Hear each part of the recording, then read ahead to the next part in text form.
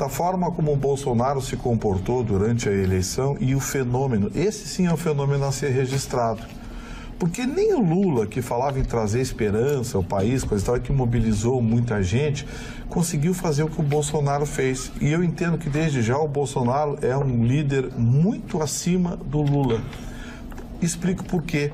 O Bolsonaro enfrentou as organizações Globo, porque há 2 meses atrás, quando ele foi parado por uma repórter do jornal Globo no aeroporto do Rio de Janeiro, e a repórter fez uma pergunta provocativa, ele perguntando se a homofobia e a misoginia não prejudicaria ele na eleição.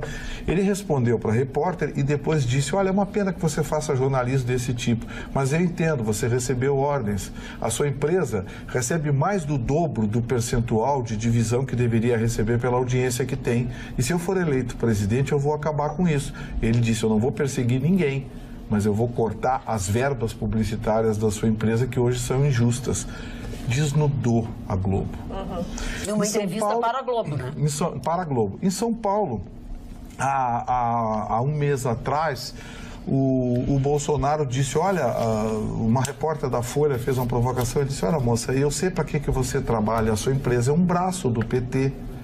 É um braço, o Grupo UOL, o site UOL, o Grupo Folha, a Datafolha, o Instituto de Pesquisa, é um braço da esquerda brasileira. Então, as perguntas que você me faz são perguntas que têm o único objetivo de colocar uma casca de banana. Então, eu vou responder para você educadamente, mas faça perguntas sobre a minha proposta de governo. Por que eu estou citando historicamente isso? Porque o Bolsonaro foi peitando e mudando algo impensável no Brasil. Ele tinha 7 segundos de televisão. 7 segundos de televisão. Ele peitou 2 dos maiores grupos de comunicação do país, dizerem em alto e bom som: olha, não é assim como vocês pensam. Mas ele avançou ainda mais. Ele teve o desplante de peitar a classe artística, os formadores de opinião, e disse: olha, eu ganhando a eleição, eu vou fazer uma auditoria na Lei Rouanet. Eu vou saber quem é que está levando alguma coisa nisso. E aí a classe artística se arrepiou. Porque tem muita gente que era ele não vai olhar a Lei Rouanet, porque vai sobrar para muita gente. Aí parou tudo, ele continuou avançando. Ele disse: olha, a escola que eu quero, uma escola sem partido, sem ideologia. Peitou a academia brasileira, peitou os pensadores de esquerda que hoje dominam as universidades públicas. O Bolsonaro foi peitando todo mundo. E isso fez com que a população, o povo, o amasse, o adorasse. Não importa se o Bolsonaro manda alguém para o inferno, para o diabo que o carrega, ou para... Olha, seja para onde for.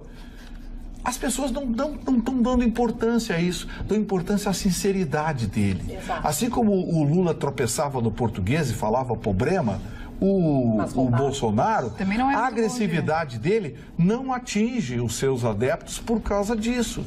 Porque ele foi corajoso, ele peitou o sistema. Ele peitou a tudo e a todos. O partido dele fez uma coligação com outro nanico lá, em alguns estados.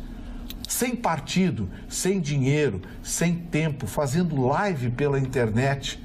O cara foi eleito de forma acachapante ontem. E aí, quando todo mundo esperava que ele anunciasse medidas bombásticas, ele deu a primeira entrevista com a Constituição brasileira na mão. Enquanto idiotas falam em ditadura e que o país vai se transformar num país armado, num país militarizado, ele deu a primeira entrevista com a Constituição na mão. Hoje, a primeira ligação que ele fez foi para o presidente do STF, o ministro Toffoli, dizendo para o ministro Toffoli de que a Constituição brasileira será sempre cumprida e a justiça será importante.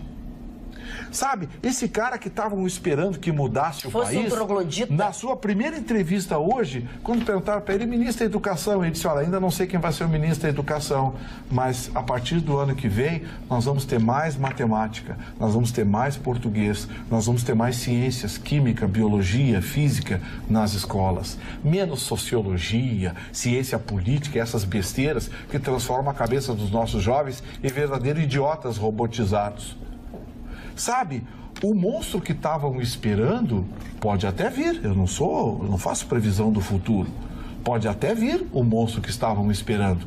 Mas até agora, tudo que está acontecendo é uma resposta a uma campanha que tentou, sem argumento para atacar o seu Bolsonaro na sua ética, na sua dignidade, atacou pressupostos de que talvez ele fosse isso, fosse aquilo outro. Então, eu quero dizer para vocês o seguinte, eu vou abrir meu voto. Votei no Bolsonaro no primeiro turno, votei no Bolsonaro no segundo turno. Se errar, vou errar conscientemente, porque todos os demais eu sabia o que iam fazer. No segundo turno, o seu Haddad, eu sei o que ele ia fazer. O Bolsonaro eu não sei. Então eu prefiro apostar numa esperança, numa incógnita, do que apostar numa certeza. Vamos